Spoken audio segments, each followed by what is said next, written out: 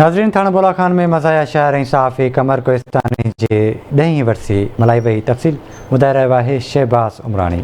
थाणे बुलाखान में सिंधी अदबी शाख कोहिस्तान हेठि थाणो बुलाखान जे तरफ़ां सिंध जे मज़ाया शाइर अदीब लेखक ऐं सहाफ़ी कमर कोहिस्तानी जी 10हीं वरसी मल्हाई वई। कमर कोहिस्तानी जी 10हीं वरसीअ जे मौक़े ते अदीबनि, लेखकनि, शाइरनि ऐं सिविल सोसाइटी जे माण्हुनि संदसि मज़ार ते गुलनि जी चादर चाढ़े दुआ घुरी। कमर कोहिस्तानी जी वरसीअ जे मौक़े ते संदसि किरदार खे भेटा पेश करण लाइ तक़रीब पिणु मुनक़द कई वई। शाइरनि, अदीबनि ऐं सियासी समाज अॻुवाननि कमर कोहिस्तानी जी कयल ख़िदमतुनि ते खेसि भेटा पेश कई। कमर कोहिस्तानी असांजे कोहिस्तान जो तमामु वॾो असासो आहे, जंहिं त शाइरी जे ज़रिए जेको सो मज़ाया शाइर जे ज़रिए कोहिस्तान जा ॾुख दर्द शाइरी में पलटिया आहिनि।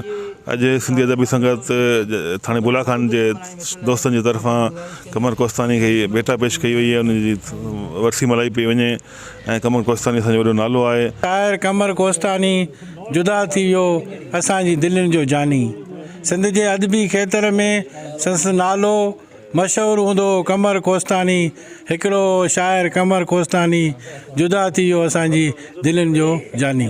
कमर कोहिस्तानी असांजे हिन अदबी हवाले सां हिकु वॾो नालो सिंध जो, जंहिंमें सिंध जी मज़ाया शाइरी में जेके ॿिया शाइर आहिनि उन में साईं कमर जो वॾो नालो इहो हमेशह यादि रहंदो। वजूर जूनू पर जवान थे लॻो, को नए इनक़िलाब जो ऐलान थे लॻो, चवां छा मिठा बसि शाह जहान थे लॻो, हुन जे हर सिट में सुहिणा हुओ को असर, थींदो न को ॿियो साईं कमर, थींदो न को ॿियो साईं कमर। कोहिस्तान जो हिकिड़ो नामियारो शाइर रहियो आहे, जंहिंजे शाइरीअ में न रुगो मज़ाया अदब पर हिन जी शाइरी में मज़ामत बि आहे ऐं हिन जी शाइरी में रोमांस बि आहे ऐं हू प्यार ऐं मोहबत जी ॻाल्हि करे थो ऐं हू हिते जी तइलीम जी ॻाल्हि करे थो। ऐं सम्झां थो त कोहिस्तान में जेकर अदबी सरगर्मियुनि जो वजूद आंदो हूंदो त साईं कमर कोहिस्तानी आंदो हूंदो। इज़हार कमर प्यारी प्यार हो प्यार कमर, लिखंदो हो हक़ीक़त हू मज़ाया रूप हूंदो हो, सभिनी सां हिकु जहिड़ो न को ॿिए रूप हूंदो हो घाटनि जो गमख़्वार कमर, प्यारी प्यार बसि प्यार कमर। कमर कोहिस्तानी शाइरी जो बेताज बादशाह, अहिड़ा माण्हू तमामु घटि पैदा थींदा आहिनि